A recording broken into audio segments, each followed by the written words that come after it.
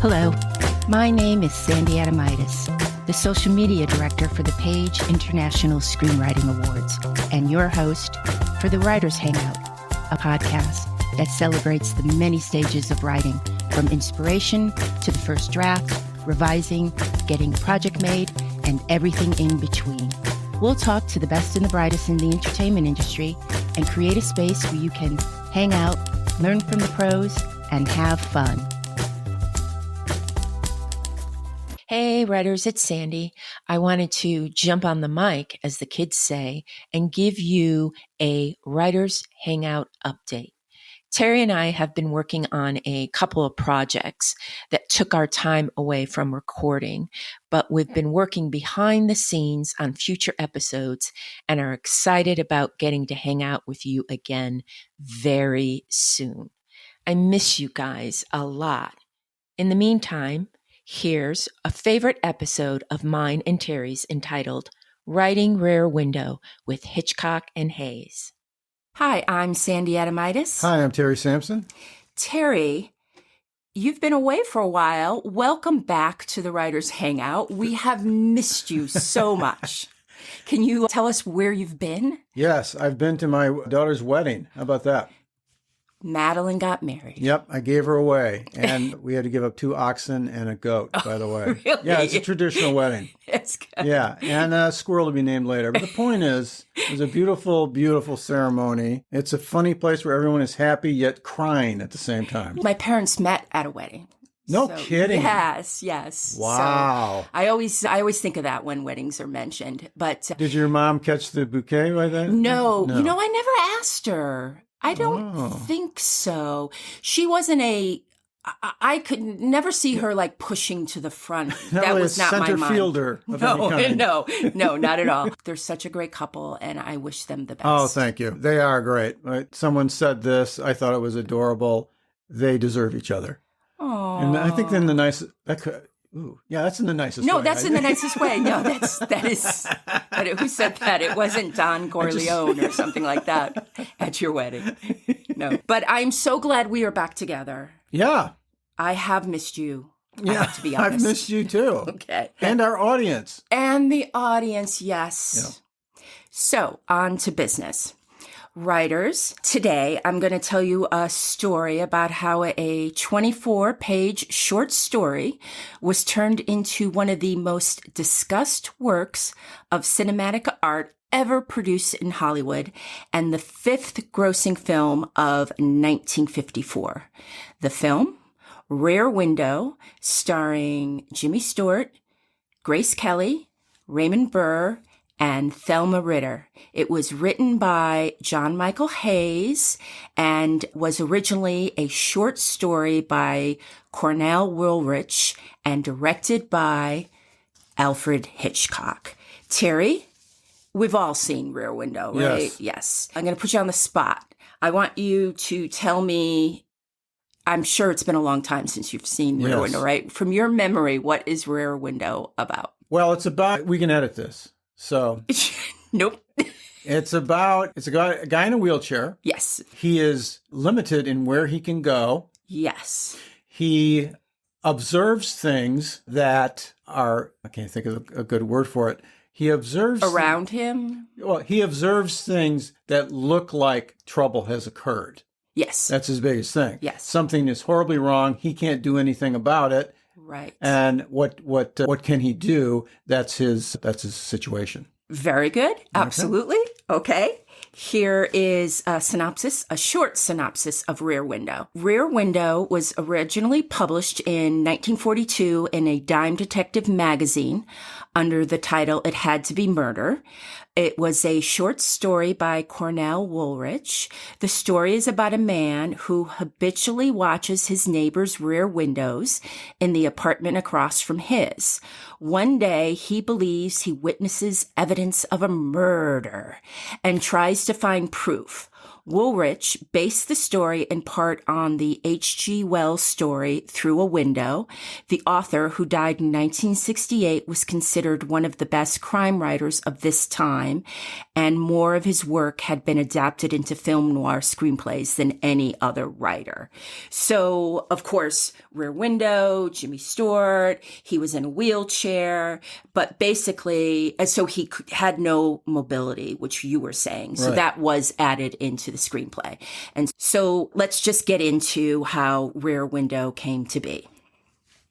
Have you heard the name Leland Hayward? It seems familiar, but I'm not sure. He was this incredibly super powerful agent. He also produced Broadway shows, and he also became a producer. And some of the people that careers that he guided, Greta Garbo, Fred Astaire, Cary Grant, James Stewart, and Clark Gable, Henry Fonda, and Katharine Hepburn. Yeah. It's a lot. And as far as on stage, he produced South Pacific and The Sound of Music. Wow. So Leland was known for his taste. Read a long time ago, his daughter, Brooke Hayward, wrote a memoir called Haywire. And I think it came out in 1977. But if you like to read memoirs about Hollywood, I highly recommend it. It's filled with so much pain, but mixed up with just Hollywood and how golden it was. So it's interesting. Was the painful part of it her recollecting her dad's trouble? It was painful in the sense that her mom was Maureen Sullivan, the actress. Okay. So you've got a beautiful actress. You got a very powerful father. They grew up in, if I remember, up in the hills, and it was very rugged. There were 2 buildings that were attached by a corridor. The parents lived in one building and the kids lived in another building. No kidding. Yeah, with the nanny. And her sister, I remember her talking about her sister was very, very delicate. And the sister committed suicide. Oh, spoiler alert. But the sister committed suicide. Her brother, if I remember correctly, was really good friends with Peter Fonda. And then I think Peter Fonda's father, of course, Henry Fonda, was once married to her mother, or they were together. So it was just kind of this very... Too close knitted there. Yeah, it was a really good memoir. I'm stumbling over my words. I brought the subject up, but I, should have looked at the book again. But I remember just being drawn in by, it was very melancholy, I remember. They had everything, but yet they didn't have their parents. Yeah, exactly. And as you brought this up, I immediately thought the reason I even said anything was somebody with those kind of credits, you'd think their life was pretty great. But sometimes, or not to anyone's surprise, those things come at a cost. Exactly. You look at those people and you look at their beautiful homes and you think, just like you just said, nothing can ever be wrong. It's just too perfect a life. And if something does come up, they have the money to take care of it. But that's not necessarily true. And as we've demonstrated throughout our episodes with our true crime, bad things happen. Right. So Leland purchased the rights to It Had to Be Murder, along with 5 other stories for the amount of $9,250. In February of 1952, Leland hired Joshua Logan to write a treatment, and Logan in turn wrote pages, and he remained very faithful to the original story, but also made several changes that bear similarities to the finished film. He added in a love story. Oh, okay. Which was... Oh, sure. When you're translating that to screen. When you have a pretty gal there, why not? Yes. In turn, Hitchcock then paid $25,000 for the rights to Rear Window and $15,000 for Logan's treatment. So I think Leland made out really well. Yeah. Okay. Alfred then went... Alfred. let's just say Hitchcock. Hitchcock went looking for a writer and landed on John Michael Hayes. John Michael Hayes was born in 1919 in Worcester, Massachusetts, and he started in radio. His first screen credit was for Red Ball Express in 1952. The Hitchcock-Hayes collaboration produced 4 motion pictures in 2 years. That's amazing. Rear Window, To Catch a Thief, The Trouble with Harry, and The Man Who Knew Too Much. Wow. It was one of the most successful director-screenwriting pairings in Hollywood history. Yeah. Okay, what did Hayes bring to the almighty Hitchcock? Hayes was known for writing richly drawn, sympathetic characters. And prior to working with Hayes, most of Hitchcock's protagonists had been deeply troubled, dark, and complex figures. Hayes also brought voyeurism, fear of intimacy, fear of death, and the loss of a loved one were seen throughout a lot of Hayes's scripts. On a side note, a journalist once wrote, John Michael Hayes looks like a Hollywood scriptwriter as played by a Hollywood film star in a Hollywood film about Hollywood. He was a nice guy. Hayes was known to be a nice guy. He had dark, good looks, and he smoked a pipe with a grace, it was said, that would make Crosby look positively clumsy. His dialogue is friendly but forceful, and his humor is dry and snappy as a dead twig underfoot. And during all of this, he was about 34 years old. Oh. Hayes' scripts also have what he calls, and I wonder if he was the first to capture this phrase, an emotional roadmap, something which drives the character to the end of the story. For this reason, Hayes always insisted on completing a first draft before turning it in to a producer. One of the hardest things for a producer to do is wait, Hayes has been quoted as saying. He also said, after 2 or 3 weeks, he wants to see some pages. But if you give the producer the pages before you're ready, you'll end up in literary litigation for weeks and lose your perspective before you get going with your story. That's what's wrong with a lot of pictures. They have great openings and no endings. Hayes' touch goes beyond his dialogue and carefully constructed storylines. Hayes brought a certain integrity to the job of screenwriter, which had too often been cast in the shadow of famous insults, like Jack Warner saying that screenwriters are schmucks with underwoods. Have you heard that saying before? No. Yeah, he used to say that. Schmucks with underwoods. I'm not even sure what an underwood is. Underwood typewriter. A dinner was set up between Alfred Hitchcock and John Michael Hayes at 7:30 p.m. at the Polo Lounge of Beverly Hills. Hayes dressed as well as he could, and he had read the short story over and over and over. He knew it backwards, frontwards, forwards, sidewards. He memorized his notes and ideas, and he drove from the Valley, where we are right now, to the Beverly Hills Hotel, and he arrived a few minutes early. I'm thinking he took cold water. It had to be cold water. Yes. It drives right in there. Yes. I've heard.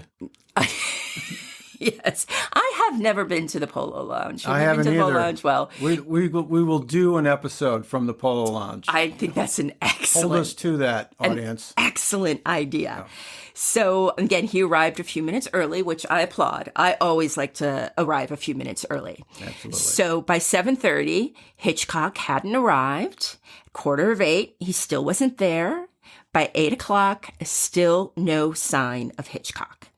Hayes thought he might have gotten the night, or even worse, the hotel wrong, and he started to get really anxious about meeting the famous director. And, you know, there was no way to pull out your cell and call and check with your people to check with his people, and just had to sit there, I guess. Yep.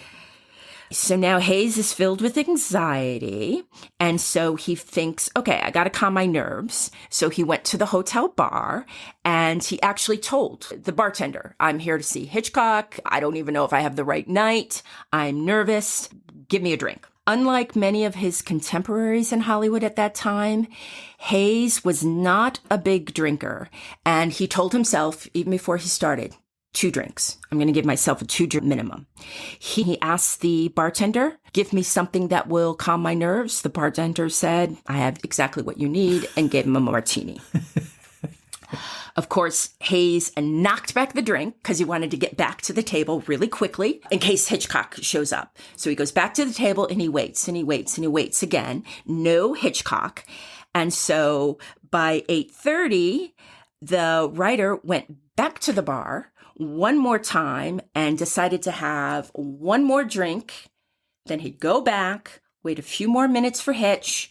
And then if he didn't show up, he was going to go back home. So that's exactly what he did. Had one more drink, went back to the table, no Hitch. So he decided to go back to his car. So he's walking to his car. And as he's walking down the hill, who's coming up the hill but Alfred Hitchcock in a taxi? And he waved and stopped him, and Hitchcock leaned out the window and he said, I'm sorry, no autographs, no autographs. And he said, are you here to see John Michael Hayes? And he goes, oh, you must be John Michael Hayes. Get in. We're gonna go drinking. Go drinking.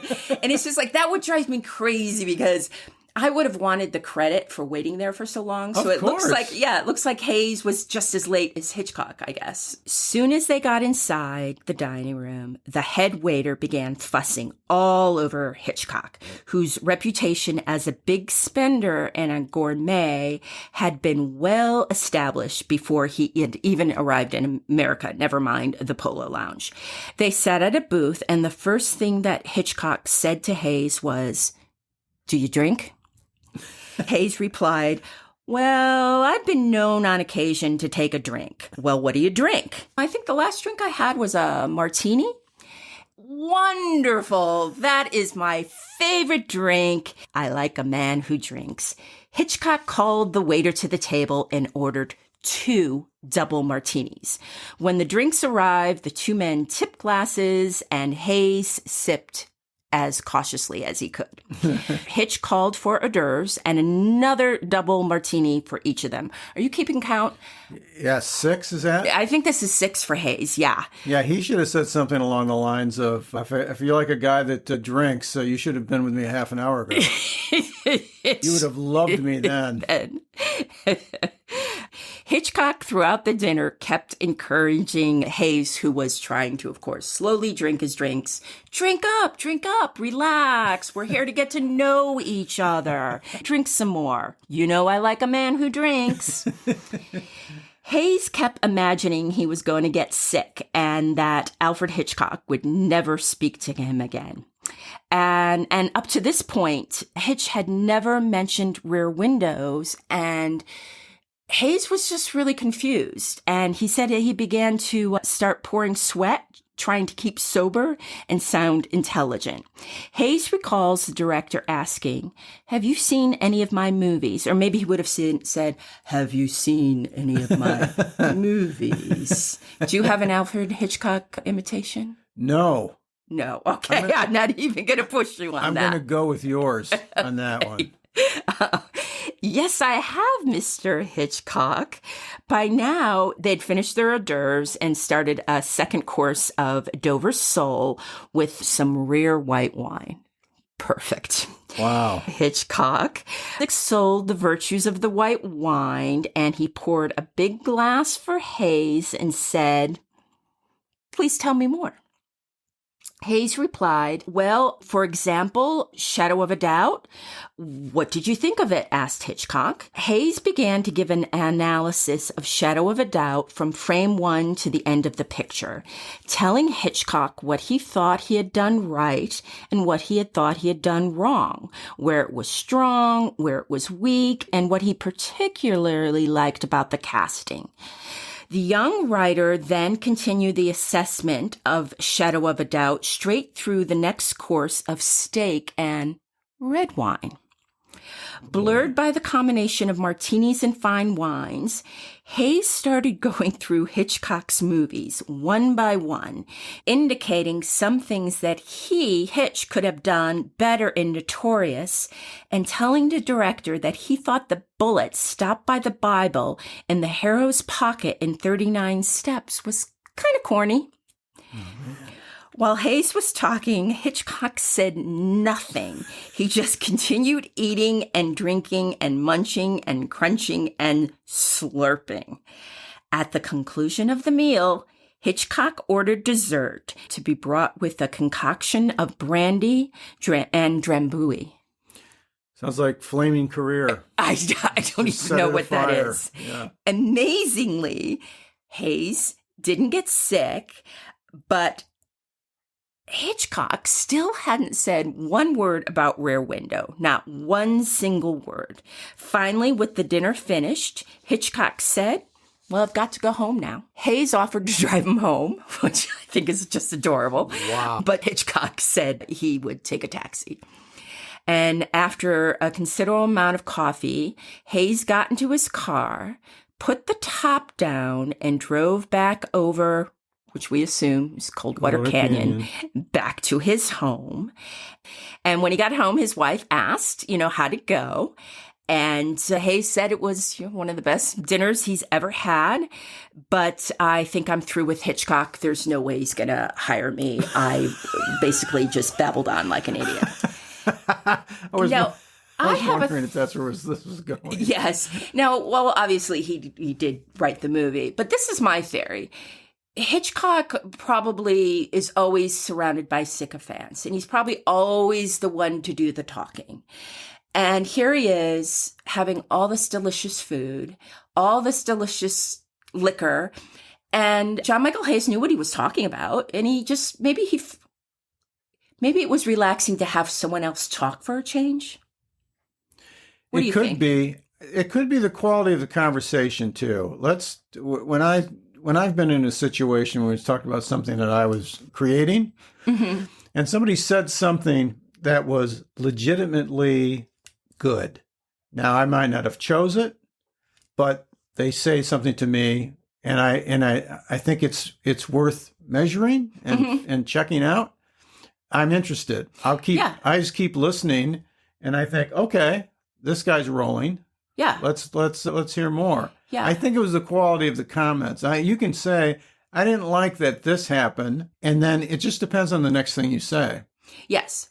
And I'm sure he was very loquacious and loose with his words, but I'm also, I believe 100%, it was probably spot on and enthusiastic, possibly. Enthusiastic and said with reverence. There you go. Said, yeah. On Monday morning, Hayes' agent telephoned him and said, "You're in. Hitchcock loved you. You start work tomorrow. Report to Warner Brothers where Hitch is prepping for Dial M for murder." I love that. I love report to Warner Brothers. Get out there and tell them where you are. They have 5 martinis waiting for you to get the day started. And as we know, Warner Brothers in the Valley, so you wouldn't have to drive over Coldwater again. Yeah. Hayes responded with, "Are you sure you have the right John Michael Hayes? Why? We never even talked about Rear Window or anything." "You're fine," said the agent. And the next day, Hayes arrived at Warner Brothers, and he and Hitch discussed Rear Window for the first time. Baffled by the experience, Hayes needed a whole year before he had the guts to ask Hitchcock about that night. "Well, let me tell you what happened," Hitchcock said. "I went to a cocktail party at Jules Stein's house. That's why I was late. I was dieting and I had several drinks. I remember meeting you and going to eat, but I don't remember anything after that. But you said and talked a lot. And on that assumption that a man who talks a lot has something to say, I hired you. Not one to leave an associate completely at ease," Hitchcock added. "But don't forget, if I didn't like you 2 weeks later, I would have let you go." Wow. How about that? I'm too in the bag to really know what you're saying, but it seems like a lovely evening. I'm not going to interrupt it. Exactly. Wow. So it didn't matter what he said. Nope. And I highly recommend for our screenwriters out there not to do that. Yeah. Or to make sure whoever you're talking to is deeply in the bag by the time you chat with them. Exactly. That sounds like an excellent plan. Hayes met with Hitchcock on the Warner Brothers lot twice before starting the treatment for Rear Window. His salary was $750 a week with no guarantee, and was officially put on the Paramount payroll on June 8th, 1953. At that time, Paramount assigned Rear Window a story fund number of 84001 to keep an accounting of all costs. During their preliminary meetings, Hayes discovered that Hitchcock's main concern, as was true of nearly all his films, was creating a love story. And they both saw a need to create more neighbors to place in the windows of the surrounding buildings and to build these characters so that each would present a reflection of the relationship between the principals. While Hitchcock busied himself through July and August of 1953 with pre-production for Dial M for Murder, Hayes went all out preparing the treatment for Rear Window. And he was familiar with Hitchcock's style. Plus, he was also familiar with the lead, Jimmy Stewart, who he had worked with before. Jimmy Stewart also happened to be a client of Leland Hayward's. Again, so powerful. Mm-hmm. And so he was attached to the project from the beginning. Like most Hitchcock scenarios, the storyline for Rear Window would develop from its details. As Hayes explained, it started with the fact that we had to give Jeffries a reason to travel around the world, a dangerous occupation, and a reason to get his leg broken. It was more dramatic having it broken in the line of work and not just slipping on the stairs. I really agree with that. That was a really good creative point, I thought. Yeah, it meant something. Yeah. Hayes goes on to say, secondly, I wanted to give him an occupation that would give him an occasion to meet a girl like Lisa, played by Grace Kelly. Sure. Out of that came her profession. He's a foreign correspondent, and his editor said, look, we're out of fashion photographers this week. We want you to do a layout on an upcoming model named Lisa Fremont. And he said, that's not my line of work. And they say, well, fill in as best you can. He did the magazine layout and cover, and that's how they met. She was fascinated with him. And of course, he was very interested in her as a woman, but not as a wife in the beginning. He figures models are frivolous, and she certainly has never been off the sidewalk and couldn't live in safari clothes. So that was backstory, but I really liked that, that they were even thinking of, okay, he's in a wheelchair, and it would have been so easy for the writer to just go, hey, he slipped down the back stairs. Right. And he's a international photographer. Of course he knows a model. Nope. Usually those two worlds don't mix. So they really thought about bringing the pieces together. You know, it's funny. Sometimes if you give too much information, it feels like you're setting people up with something. Right. But this is a really good example of a guy who fed just enough things to make his description of his life more authentic. Oh, I also like the been off the sidewalk. Yeah. That's a great little turn of phrase. In creating the love story, Hitchcock and Hayes considered it a more interesting twist to have Lisa pursue Jeffries rather than the other way around. And it was rumored at the time that Hitchcock was basing this off the love affair between Ingrid Bergman and the photojournalist Robert Capra. Oh. But if you listen to more of what Hayes put into the script, Hayes' wife and the character Grace Kelly were very similar. Hayes drew upon his own experience with his wife. He explains, in the case of Jimmy Stewart in Rear Window, when Lisa was in danger, he suddenly realized how much she meant to him, and that if anything happened to her, my God, life was worthless. That came out of my life. Before my wife and I were married, we decided to delay our marriage until I was more successful. We got into an automobile accident and she was thrown out of the car and onto the highway amongst broken glass, metal, and everything. But in the brief moment that I saw her rolling down the highway before I was knocked unconscious against the windshield, I said, oh my God, if anything happens to her, my life won't be worth anything. And I decided I was not going to wait another minute if we ever lived through this thing. So when I got to the situation in Rear Window, we had to bring Jimmy Stewart and Grace Kelly together. How are we going to play it? This is kind of a dull scene, but we never had to have it. When she was in danger, you looked at his face and you knew instantly that he valued her more than anything. So when I came to figure out how we were going to write that scene, I thought the automobile accident. And you remember in the movie, Lisa goes to the killer's apartment across the way to collect some evidence, and the bad man comes home. Right. And you can see in Jimmy Stewart's face the terror of him seeing the killer. Oh, another interesting thing that Hayes brought to his treatment, in the original story, Jeffries had a houseman named Sam. And Hayes replaced the houseman, Sam, with Stella McCaffrey, an insurance company nurse who visits Jeff daily, checking his temperature and massaging his back to relieve the strain caused by the wheelchair. In the treatment, Hayes describes Stella as a blunt and earthy woman, full of the wise and cynical lore of city living. No cant, no hypocrisy in her dialogue. She says what most of us thinks, but revises vocally for greater and social acceptance. Her comments border on the startling and are either extremely penetrating or extremely humorous, and often both. This is how he described Lisa. A lithe, beautiful, honey-haired young woman of perhaps 26 years. Her dress and adornment have the exacting perfection of a Vogue magazine model. Her beauty seems to go deeper than the surface, her eyes alert and her face intelligent. But there is something about her physical movement, the way she walks, turns, sits, that has a professional touch to it. It is as if she is always conscious of the need for dramatizing her appearance. It could be a result of great insecurity, vanity, or professional training. In Lisa's case, it is the latter.